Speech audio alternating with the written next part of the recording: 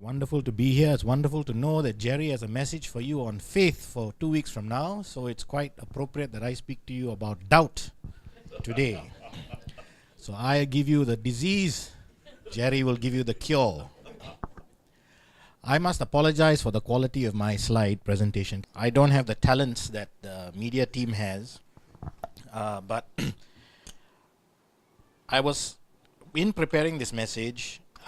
As I kept looking at things, questions kept occurring to me, and the message just kept getting longer and longer and longer. So I don't know how far I will get today, but I'll do my best to get to some point where we can stop that will make sense. We live in troubled times, don't we?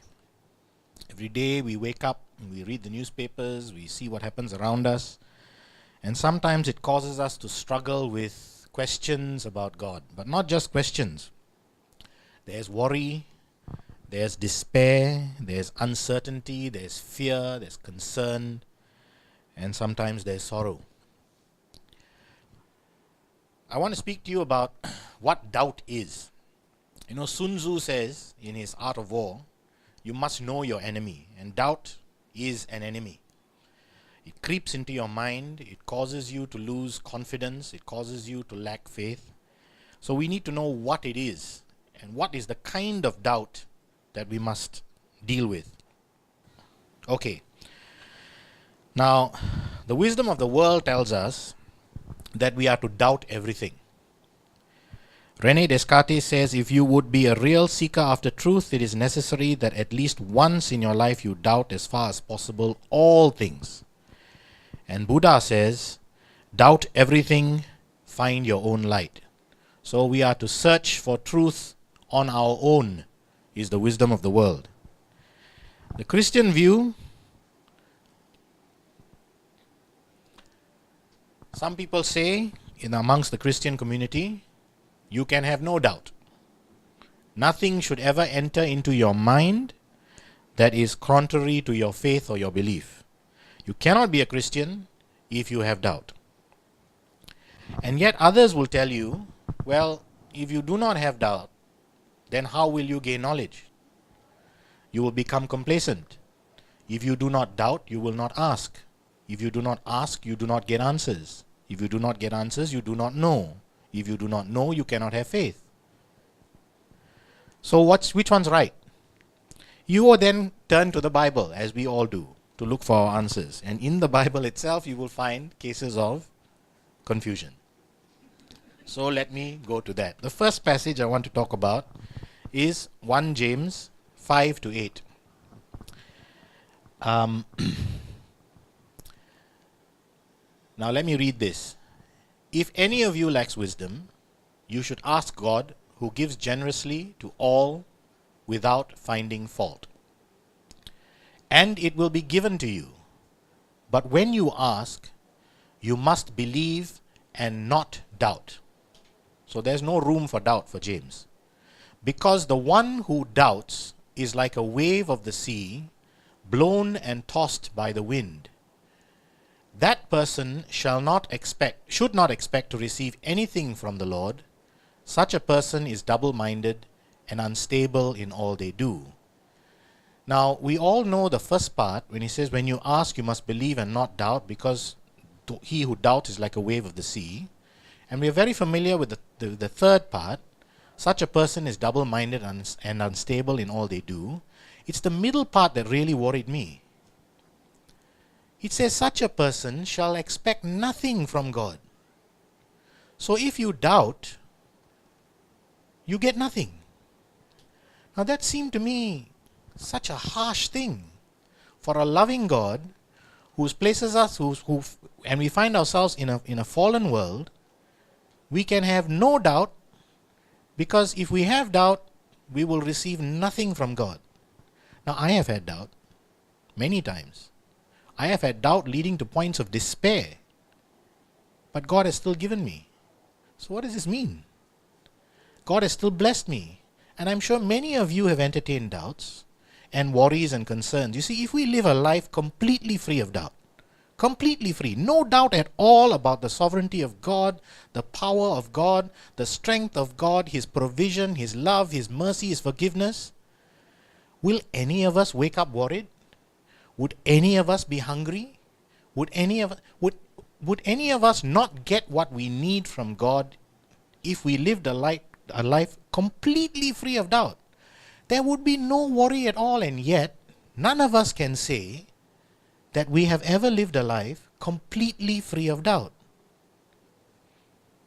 And yet James says, you will receive nothing. So it must be the kind of doubt. What is the kind of doubt that he's talking about that prevents you from receiving anything? And that's what I want to examine. Because if we look through the Bible, we come across many, many examples of people who have doubted. And God has still given. Now, dictionary definitions. Doubt is a lack of confidence and is to consider something unlikely. The first expression of doubt you see in the Bible is in Genesis chapter 3. When Satan tempts Eve, God has given a clear command that we are not to eat from the tree of knowledge of good and evil, and has specified what will happen if you do that. And Satan introduces doubt in Eve's mind. What does he say? He says, did this God actually say that you cannot eat? And Eve says, yes, he did. He told me I cannot eat, and he told me what will happen if I eat. And then he says, surely you will not die. He introduces doubt again. So we recognize first of all that doubt is the weapon of Satan. And he used it to great effect on the first man and woman. And then it leads us to ask this question: Is doubt? We've seen that doubt is perhaps something that is desirable for building faith, but we've also seen that doubt is something that prevents us from receiving what God wants us to receive. We've also seen that doubt is the tool of the devil. So is doubt unforgivable? Many people say it is, but it isn't. Because if we look at the life of Job and we look at the life of David, they question God, they struggle with God, they sometimes fought with God, but they were not condemned. Now, some in the Bible you will see God rebukes them. And in the case of Zacchaeus, do you remember Zacchaeus? He was the father of John the Baptist. And he and his wife had no children. Zacharias, sorry, yes. He had no children. And the angel comes and says to them, you will have a child. And he doubts. And he is struck dumb until the child is born. Now, many people also think that struggling with God means we lack faith. But that's not always true. Struggling with God may be a sign that we are growing in faith. It can also mean that we are sliding into unbelief. Then many people say that doubt is the opposite of faith. But it also isn't. Unbelief is the opposite of faith. And yet you will see passages in the Bible where God says, why do you not believe? Ye of little faith, why do you not believe? Why do you doubt? So in some instances you see passages that appear to suggest that faith is the opposite of doubt. I will show you slowly that it is not faith that is the opposite of doubt, but faith is the cure. So let's then look at some Bible characters and how they have dealt with this problem of doubt. Before we get there, name me a couple. Famous Bible characters. Okay, Thomas famous for doubt. Yeah, but name me someone else that is famous for faith. Abraham. Sarah. Many. David. All had doubt. All recorded in the Bible. All received the grace of God. Let's have a look. Now we have, I can't even read that, it's too far away. Again, my terrible skills with, they're just far too small. Okay, now Abraham had doubt. What happens when he's first told that he will have a child? This is his reaction. He fell upon his face and laughed and said in his heart, Shall a child be born unto him that is 100 years old, and shall Sarah that is 90 years old bear? And then when he fears for his safety in Genesis chapter 12, I pray for thee, thou art my sister, he says. He claims Sarah as his sister so that the king will not take her as his wife, will not kill him and take her. He does this. He betrays his own wife. And he does it again in chapter 20. And Sarah's reaction, have a look. Sarah also laughs when she hears that she will have a child. Isaac, when it comes to his own wife, also claims that she is his sister in order to save his own life. All of this stemming from doubt. Another famous leader of the Jewish people, Moses. And when he is first asked to take his message to Pharaoh, he also doubts. He says, I am not eloquent. I am slow of speech. I am not able to bear all these people alone because it is too heavy for me. And at some point, he even prays that God would kill him. This is too much. I can't take it. And this is a man who has done miracles. He's cast down his staff. He has turned he's parted the seas. He has turned the rivers into blood. He has brought the plagues upon the people of Egypt. He has set the people free. And then he says, God, please kill me. I can't take this anymore. He has seen all the power that God has wrought in his life, and still he asks for death. And the same happens to Elijah. Moments after he kills the priests of Baal, and he finds that there's a death sentence hanging over his head, he runs away, and what does he do? He says, God, I cannot take this. Please kill me. Now this is doubt driving people to the point of despair, to the point where they've become suicidal. They don't have the courage to do it themselves. They ask God to do it for them. Now David has been ordained. By this time he's been ordained the king of Israel. All he has to do is wait for Saul to go. And he is a nobleman. He's a noble. He says, I will not dispose of Saul. I will not touch the anointed one of God. I will wait and I will abide my time. And while he's abiding his time, what does he do? There's a death sentence on him too by Saul. He runs away. And then he goes and joins the dreaded Philistines. And what does he become? He becomes a bandit. And what does he do? He attacks his own people. You will find that in 1 Samuel chapter 27. Go and have a read.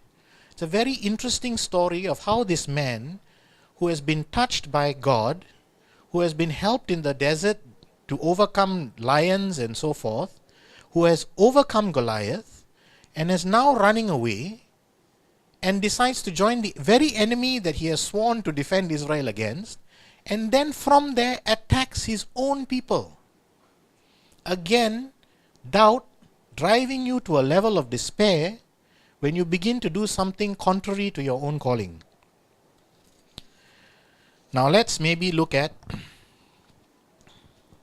some New Testament characters.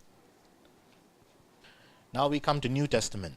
New Testament, we have Mary, who when she is told that she will be she will bear the Son of God, her reaction is, how shall this be, seeing as I know not a man?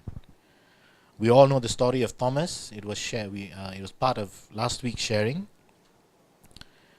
And then we have Peter, when he walked on water, you remember? Jesus had sent the disciples over to the other side, but he remained on the shore. And while the boat was crossing, Jesus was walking on water. The disciples saw him. And Peter cries out and says, is that you, Lord? And Lord said, yes, it is me. Don't panic. It's me. It's not a ghost. They all thought it was a ghost. So Peter then says, if it is you, I'm going to walk out on water. And Jesus says, come. And Peter comes.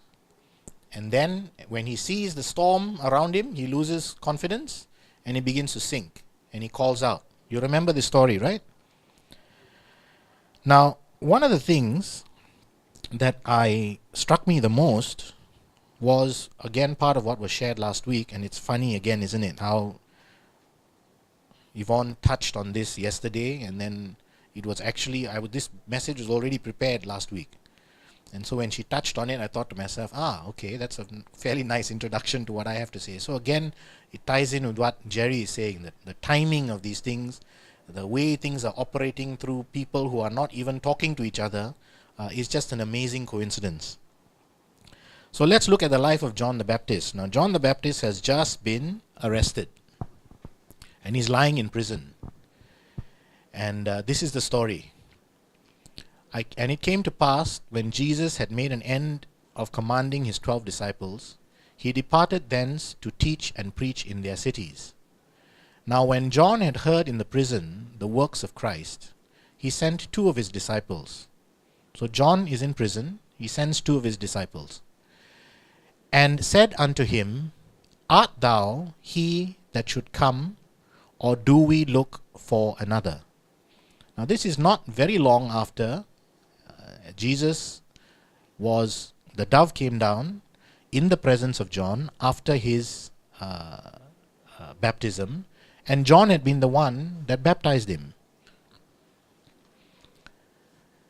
And Jesus answered and said, Go and show John again those things which ye do hear and see. The blind receive their sight, the lame walk, the lepers are cleansed, and the deaf hear, and the dead are raised up, and the poor have the gospel preached to them. Now this is a direct quotation from Isaiah chapter 35, verse 5 to 6. So the answer that Jesus gives is scriptural. He says, go and remind John about the scripture. And blessed is he says, whosoever shall not be offended in me. And as they departed, so these are the 2 disciples, as they are departing. Now that means the message has not yet been delivered to John. John is still in prison. John is still in his state of doubt. John is still in his state of despair, uncertain about whether his cousin is in fact the Messiah. And even before that doubt is removed from his mind, Jesus says this.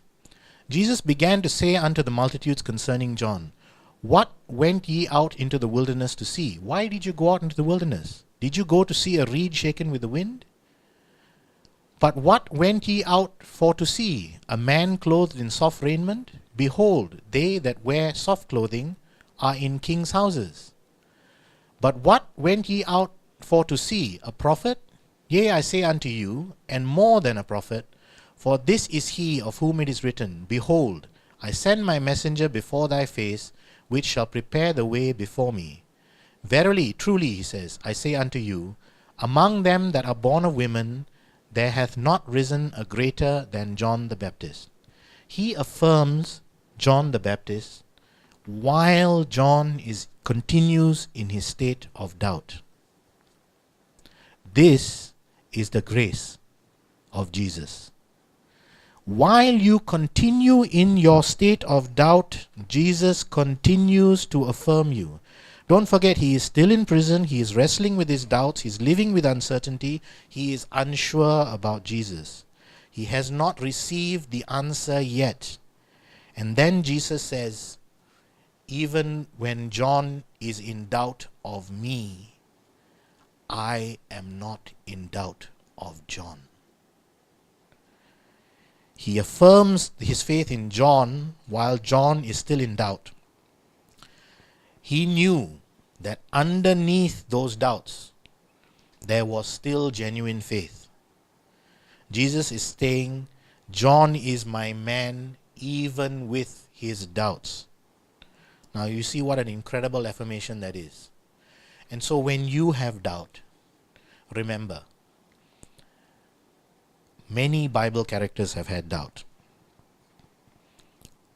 John the Baptist, who Jesus affirms as the greatest person born of woman, also had doubt. So, can it therefore be that what James says is true? Doesn't fit Does it? So let's find out as we go a bit deeper into this. Now, you see from all of these characters and all these instances that in some cases, Jesus rebukes the doubt. Jesus rebukes you for doubt, like he rebuked Peter. But in some cases, he does not. So I want you to know that there's a reason for that. First, Jesus knows your heart. He knows the nature of your doubt.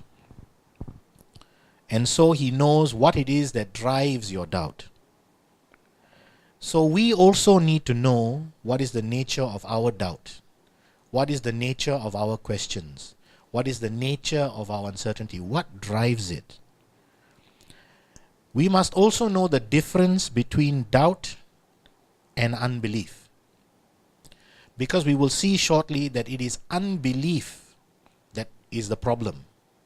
Doubt in and of itself is not. It is a question of how, it's almost like a continuum. And it's a question of where you are in between doubt and unbelief. And therefore we need to understand the difference. So where did I go? Went to this thing called Strong's Concordance. And I said, let's look up all the instances where you have the word doubt and the Greek word from which it comes, and then let me try and work it out. So let's study this a little bit. Now, the word doubt in James, the passage we read in James, is the word diakrino. And you will see the words doubt used, the same word for doubt, diakrino, used in these Bible passages. In James 1 and 6, and then we see it again in Matthew 21. Jesus replied, "Truly I tell you, if you have faith and do not doubt, not only can you do what was done to the fig tree, but also you can say to this mountain, go throw yourself into the sea, and it will be done." You see here again, faith used in contradistinction to doubt. But the word used is diakrino. In Mark chapter 11, "Truly I tell you, if anyone say to this mountain," same passage, written by someone else, again the word diakrino. And then Jude, this is in the passage where the disciples are being told how to deal with the subjects of their missionary work. "And of some have compassion, making a difference." The word difference in the King James Version is the same word diakrino. And then the New International Version says, "Be merciful to those who doubt." Diakrino. Same passage, translated somewhat differently, but the nature of the word, or the word that was used, is diakrino. What does it mean? Diakrino means to separate, make a distinction, discriminate, to prefer, to learn by discrimination, to try, decide, to determine, give judgment, decide a dispute. To separate oneself in a hostile spirit, to oppose, strive with dispute, to be at variance with oneself, hesitate, doubt. The word diakrino literally means true judge. It seems to involve a degree of indecision, not sure, one way or the other, a failure to determine or to make a judgment, a hesitation between two options. There's another word, distazo.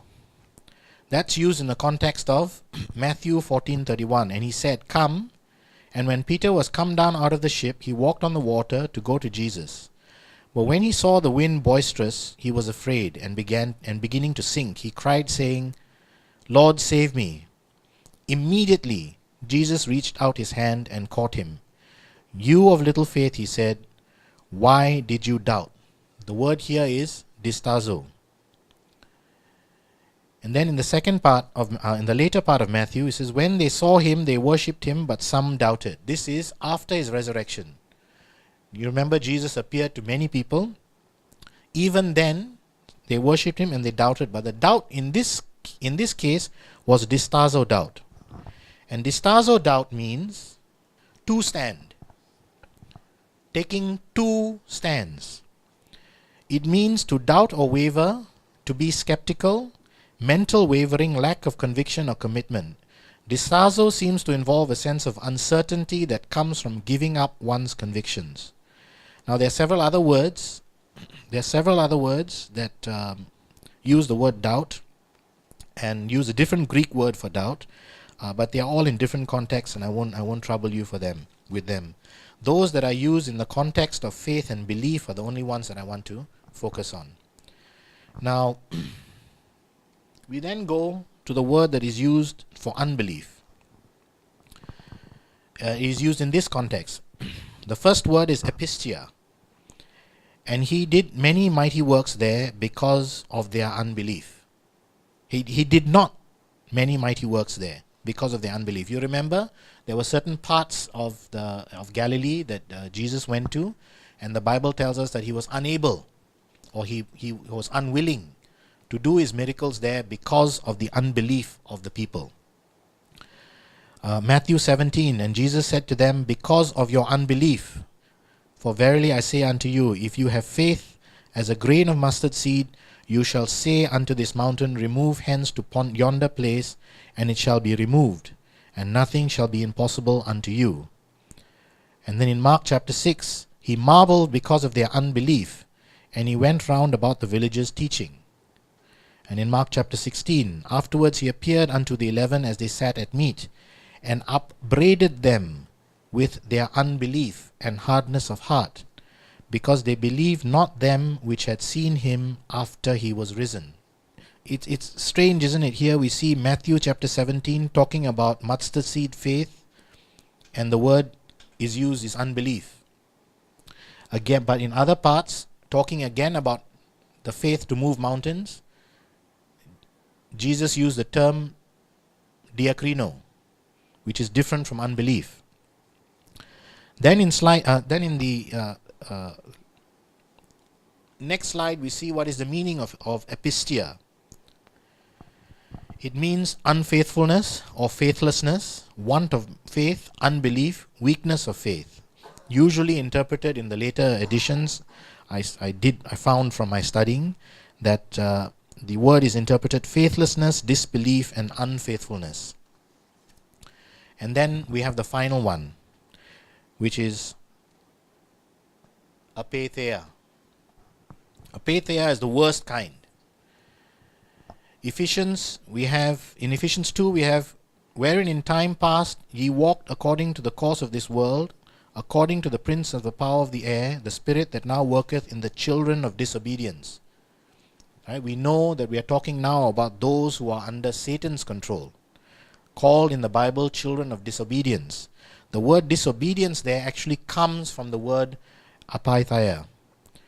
Ephesians chapter 5, let no man deceive you with vain words, for because of these things cometh the wrath of God upon the children of disobedience again. Again the same word. Seeing therefore it remained that some must enter therein, they to whom it was first preached entered not in because of unbelief. Apatheia again. Hebrews chapter 4, let us labor therefore to enter into that rest, lest any man fall after the same example of unbelief. Apatheia means obstinacy, essentially a refusal to believe. Now, can we look at an example of the demoniac's father? The passage I want to read to you is from Mark chapter 9. It starts with Jesus being up in the Mount of Transfiguration. Now after 6 days Jesus took Peter, James and John and led them up on a mountain high apart from themselves, and he was transfigured before them. His clothes became shining, exceedingly white like snow, such as no launderer on earth can whiten them. Now as they came down from the mountain, he commanded them that they should tell no one the things they had seen till the Son of Man had risen from the dead. So they kept his word to themselves, questioning what the rising from the dead meant. Now that means that the other disciples had been left below the mountain. And so the Bible tells us, and when he came to the disciples, he saw a great multitude around them, and scribes disputing with them. Immediately when they saw him, all the people were greatly amazed, and running to him greeted him. And he asked the scribes, what are you discussing with them? Then one of the crowd answered and says, Teacher, I brought you my son who has a mute spirit. And wherever it seizes him, it throws him down, he foams at the mouth, gnashes his teeth, and becomes rigid. So I spoke to your disciples that they should cast it out, but they could not. Now, the man brought his child to the disciples. Now, we have seen other examples of people bringing someone to Jesus. You remember the people who lowered the lame man from the roof? And Jesus praised their faith. And Jesus gave his healing. But in this case, when it came to the disciples, they were not able to heal. And Jesus' response is, he answered him and said, O faithless generation, how long shall I be with you? Jesus appears to be a little bit exasperated at this stage. How long shall I bear with you? Bring him to me. Then they brought him to him, and when he saw him, immediately the spirit convulsed, and he fell on the ground and wallowed, foaming at the mouth. So he asked the father, how long has this been happening to him? And he said, from childhood. And often he has thrown him both into the fire and into the water to destroy him. But if you can do anything, have compassion on us and help us. Now, this is a man who is coming, I think, out of desperation, not faith. He has heard that people can heal, and he says, why not give it a try? Because the words he uses, if you can. Now, this is very different from the many other situations where people have come to Jesus and says, you can. Are you willing to heal? This is different from other situations, and I'll show you them in a minute. But this is different from those scenarios where people have come to God, have come to Jesus, recognizing that he can. Not questioning if he can, recognizing that he can, but not sure if Jesus will do it. And there's a difference. Immediately, before I jump to that, Jesus said to him, if you can believe, all things are possible. And the word believe here used is pistuo. All things are possible to him who believes. Immediately the father of the child cries out and says with tears, Lord, I believe, help my unbelief. Now again, some people read this to say, well, he then demonstrated faith. I'm not sure that it was. Because if you look at the next paragraph, when Jesus saw the people came running together, he rebuked the unclean spirit. Jesus rebukes the unclean spirit when he saw the people coming together. Not because of the declaration of the man. Again, this leads me to believe that the declaration of the man was not a declaration made in faith, it was a declaration made in desperation. Whatever it takes. You want to hear me say it? I'll say it. Now, sometimes you get your healing. Sometimes you get what you want, not because of your faith, but because it serves some other purpose of Jesus. Don't forget, Jesus had just come down. He'd left all these people by themselves. The people were gathered in groups, and they saw the disciples could not heal. When Jesus came down, they went running to him, expecting something from him. And when he saw the people running together to observe the healing, I think he decided to turn this into another one of his public ministries. He decided to turn this into a public display of his power. And even though it was not in response to the man's faith, it still serves God's purpose to heal in this instance. This, I don't think, was an instance where Jesus responded to faith.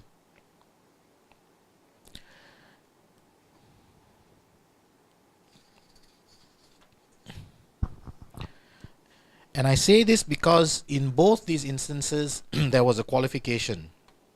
If you are able. If you are able. So I looked at this and I said, well, is there any other passage where someone has said, if you are able, and still received God's hand? So I found Peter in Matthew 14. Straight away Jesus spake unto them, saying, Be of good cheer, it is I, be not afraid. This is again the same disciples in the boat, Jesus walking on water example. And Peter answered him and said, Lord, if it be thou, bid me come on unto thee on the water. Now this is again, you know how Peter has always come across as this person who is very presumptuous, right? And he's very reactionary. He always claims to be a little bit more than he actually is. And again, he tests God. He tests Jesus and says, if it is you, prove it. Let me come onto the water and see whether you can sustain me. And Jesus says, come. And when Jesus came down out of the ship and walked onto the water, and goes to Jesus, but when he saw the wind boisterous, he was afraid, and we read this passage earlier. And Jesus' response is, immediately stretches out his hand. O thou of little faith, wherefore didst thou doubt?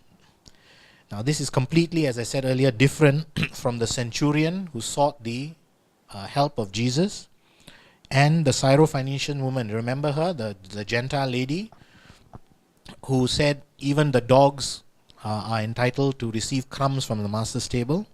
And you remember the centurion, the Roman centurion, who came and said, you don't have to go. Just say the word and my son will be healed.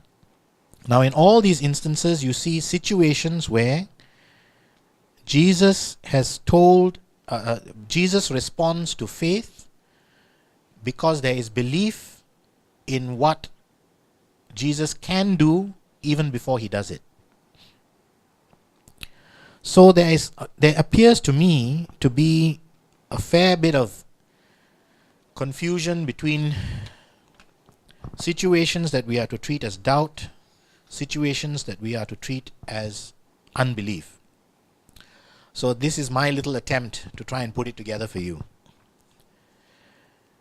Where there is diakrino or distasio kind of doubt, therefore not unbelief, there is room to allow the grace of God to operate in spite of the doubt. Where there is epistia and apatheia kind of doubt, there appears to be a limit or a negation of the grace of Jesus. So in trying to put it together, let me offer to you these possibilities.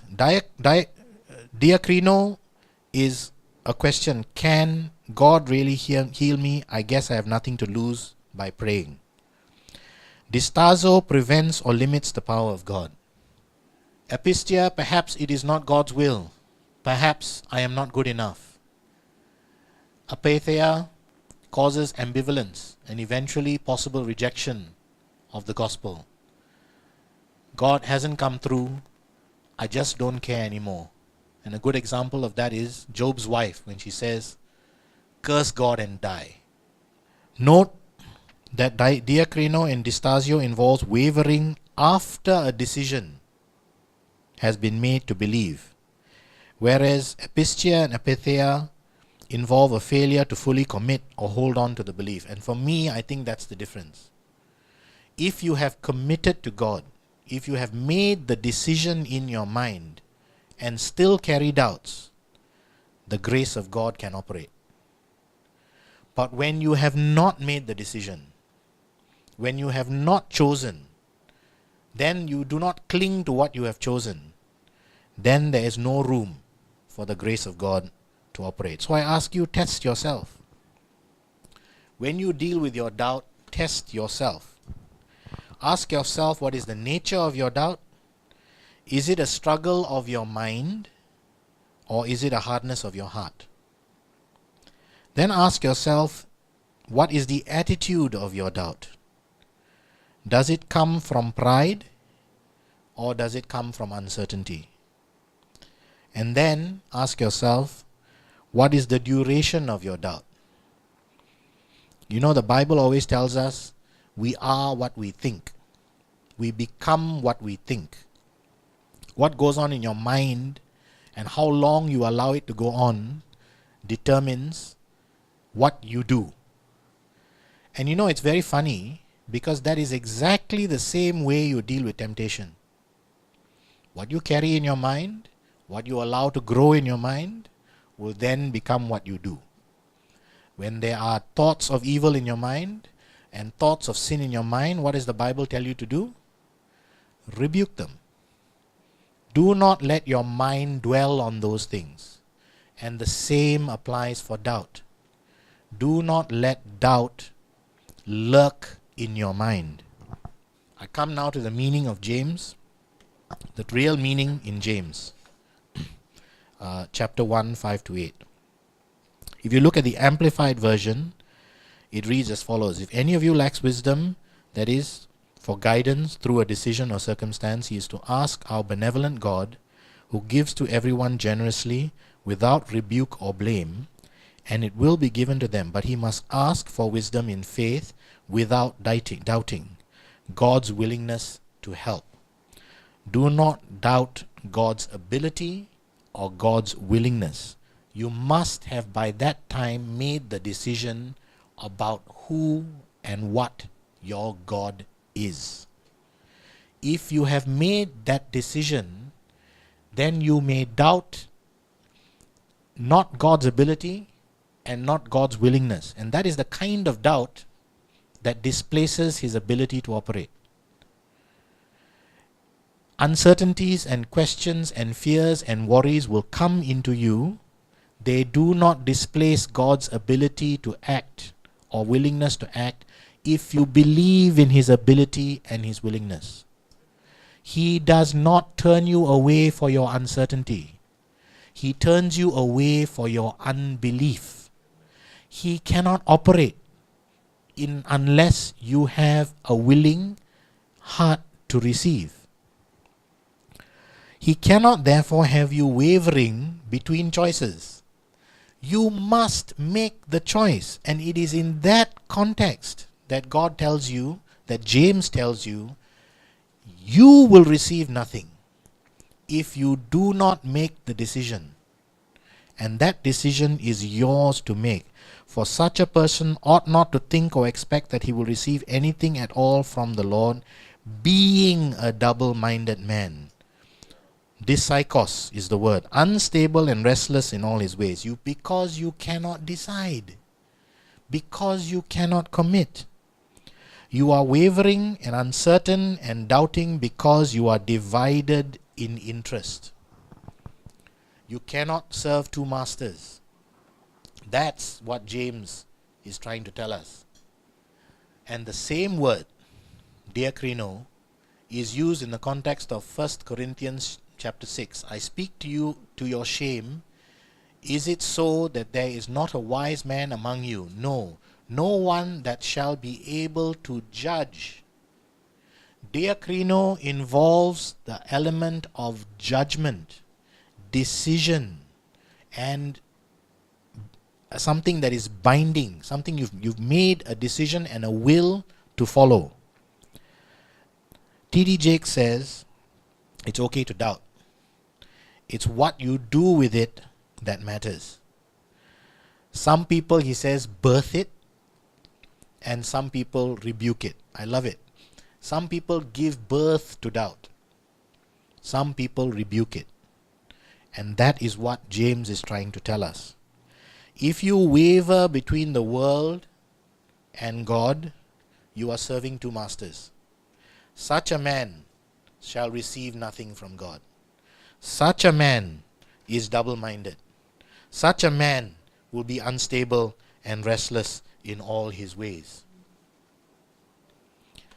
Doubt comes because we are between two or more opinions, confused about God's word, or struggle between our will, our self-will, and God's will for our lives.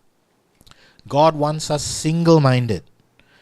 Single-minded about his word, single-minded about his will. Doubt unchecked will yield unbelief.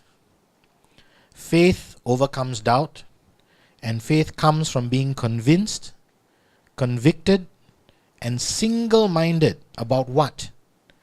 You need to be single-minded about God's character, God's nature, and God's promises. And the only way that you can do this is if you read the Word of God. I spent years as a Christian thinking I can go to church, I can listen to the messages, and I can pray. And I can read the Word occasionally when it strikes me as interesting. And it never got me anywhere.